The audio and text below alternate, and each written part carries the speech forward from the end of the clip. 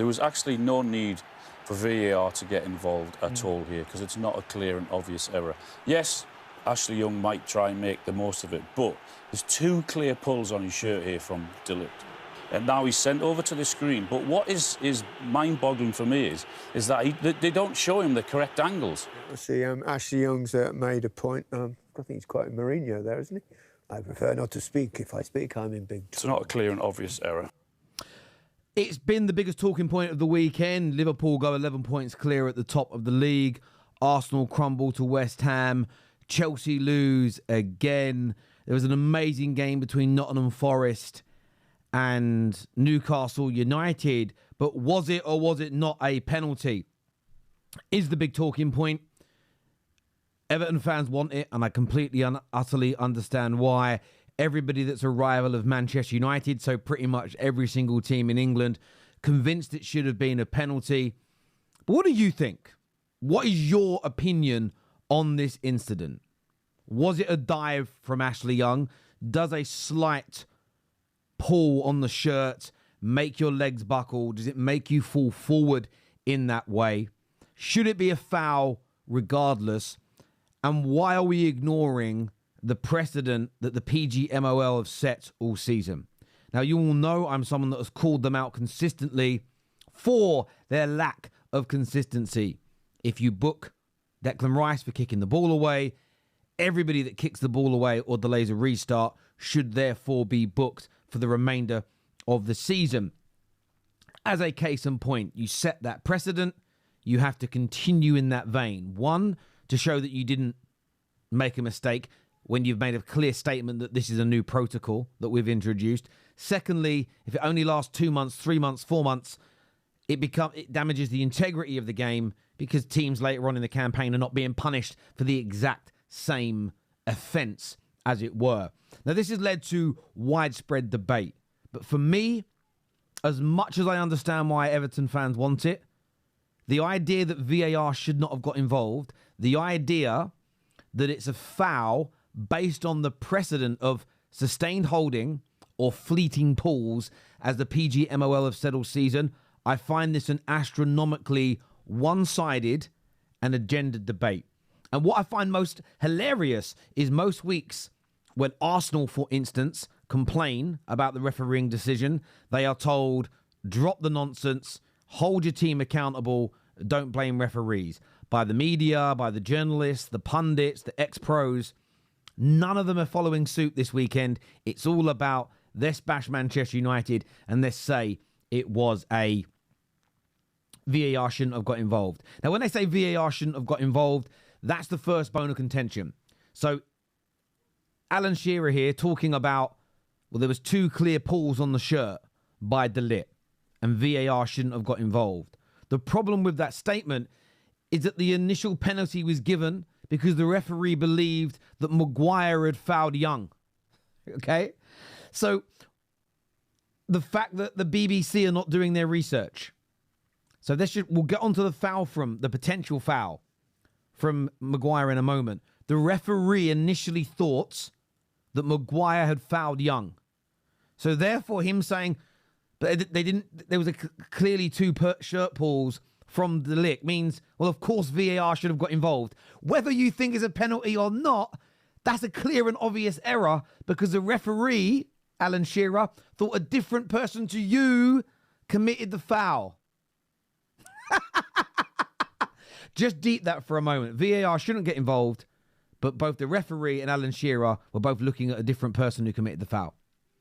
That, to me, stinks of a clear and obvious error. Now, there's been many other claims like this that have been posted across social media. You hear Wayne here, who is a fan, that says it's not the only issue. Connor is responding to somebody. It's a soft penalty. I'd be disappointed if it was against us. And everybody says that, I'd hate to concede that penalty. But once it's given, the issue is it's not a clear and obvious error by the ref to give it. So once he gives it, VAR has no business getting involved. That's been the rhetoric, because that way you can defend the dive and you can ignore, and we'll get onto it later, the non-sustained part of the pull and the precedent that has been set. I responded with, why did he give the penalty and why was it overturned?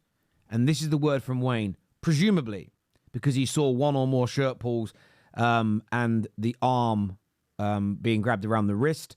Given that both of these things happened and the ref decided to award the kick, then I have no idea why VAR sought to intervene. Well, this is just it. None of us have any idea yet of why. We don't know whether the referee gave a foul for Maguire for the pull because he thought it was longer or more powerful. Remember, he did not give anything to De Ligt. He did not give a foul against De Ligt, so ignore that for a moment. Does he think that Maguire trips him? That's why he falls over. And because what the referee does in that moment is he tells his assistants, this is why I gave the penalty. VAR can hear that. VAR then checks and potentially says there was no trip, there was no contact of the legs, there was a very fleeting or a very short grabbing of the arm. There is a very slight shirt pull from De Ligt as well, but it doesn't meet the protocol for a penalty. Therefore, once they're happy that there was no trip of the player, they overturned it. And mistaken identity. I'm not saying that's the reason, because none of us will know until we hear the audio. But the idea that everybody's stating that there's no reason for VAR to get involved when we don't know why the penalty was given and we don't know the rationale for overturning it, how do we know whether there's a clear and obvious error? We are asking for... It's kind of weird to me. Martin Ziegler here, one of the leading journalists, stated that, again, they shouldn't have got involved. And I said, I don't know why, if it was... He says here, I don't know if it was a clear and... We don't know if it's a clear and obvious error because we don't know exactly what was said between the officials. It's possible the referee believed Young was tripped or pulled with more force than appeared. But if the standard all season has been that fleeting pulls are not penalties, I go on to say, why give one now? Martin says, if you pull someone's shirt in the area and a penalty is awarded, then you really can't complain. Pulling arms is different, as they're often pulls and push. They're pulling. There is often pulling and pushing. There is often pulling and pushing back. And I show here one of the main examples of Somerville being pulled by his arm when a penalty wasn't given. There was no pushing and pulling. It was just him being stopped from running. In fact, there's multiple examples like that this season. You can see Aston Villa versus Nottingham Forest. There was Liverpool versus Crystal Palace. And the big one we mentioned. And on all three of these occasions, the PGMOL released statements of and Premier League, very similar, saying the referee's call of no penalty by Fofana on Somerville is checked and confirmed, deeming that it was not sustained holding. Now, before you jump down my throat, I believe all of these things are fouls. But what I am calling out here is the hypocrisy from the media, the hypocrisy from football fans. I want consistency in decisions. We're not always going to have laws that we all agree on subjectively. I think these fleeting, non-sustained pulls are fouls. What I reject is that Man United should be punished for one when nobody else this season in the box has. If you can tell me why that's fair, that Man United can be punished for a fleeting, non-sustained pull on a shirt or an arm, but nobody else has been, if you can give me rationale why that is fair without changing or reframing that question, then maybe we've got a conversation to be had.